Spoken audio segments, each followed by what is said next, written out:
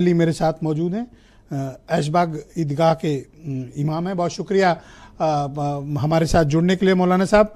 मैं आपसे जानना चाहता हूं कि एक विषय है जो दुनिया भर के कई मुल्कों को परेशान करता है, और मेरा भी मत यही है कि आतंकवाद और धार्मिक कट्टरता किसी भी मुल्क के लिए ठीक नहीं है, किसी भी सभ्य समाज के लिए सही नहीं है, और किसी भी देश या कॉन्टिनेंट के लिए सही नहीं है।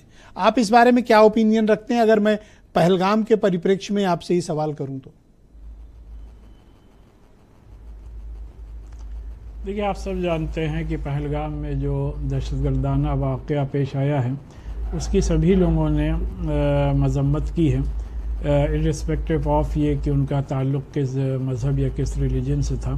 लिहाजा अगर हम किसी भी आतंकवादी घटना को या वायलेंस को जब किसी मज़हब से जोड़ करके देखने की कोशिश करेंगे तो कहीं ना कहीं हम लोग जो दहशतगर्द हैं उनके ट्रैप में फंसते चले जाएंगे। इसीलिए फ्रॉम डे वन ये बात कही गई है कि जितने भी मज़हब हैं सभी मज़हब में इंसानियत का प्यार और मोहब्बत का पैगाम दिया गया है। और जैसा कि आपने अपने शुरू में इंट्रो में बात कही थी, वो एकदम बिल्कुल सही बात थी कि जिन जिन कंट्रीज़ में मजहबी तौर पर कट्टरता का मुजाहरा किया है उस मुल्क का बड़े पैमाने पर नुकसान हुआ है।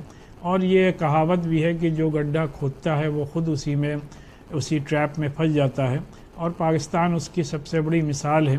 और अगर आप अफ़गानिस्तान का एग्ज़ाम्पल लें तो जब से अफ़गानिस्तान ने आतंकवाद को तर्क किया है और एक हुकूमत बना करके सही रास्ते पे चलने की कोशिश कर रहे हैं, तब से वो मुल्क तरक्की कर रहा है, लेकिन पाकिस्तान मुसलसल पीछे चलता चला जा रहा है। तो लिहाजा यह वहाँ की आवाम को ख़ुद ये समझना होगा कि ये सब करना उनके लिए कितना ज़्यादा नुकसानदेह है। क्या आपको लगता है कि पाकिस्तान जो कृत्य कर रहा है उससे पूरे इस्लामिक कम्युनिटी को नुकसान पहुंचा रहा है, छवि खराब कर रहा है?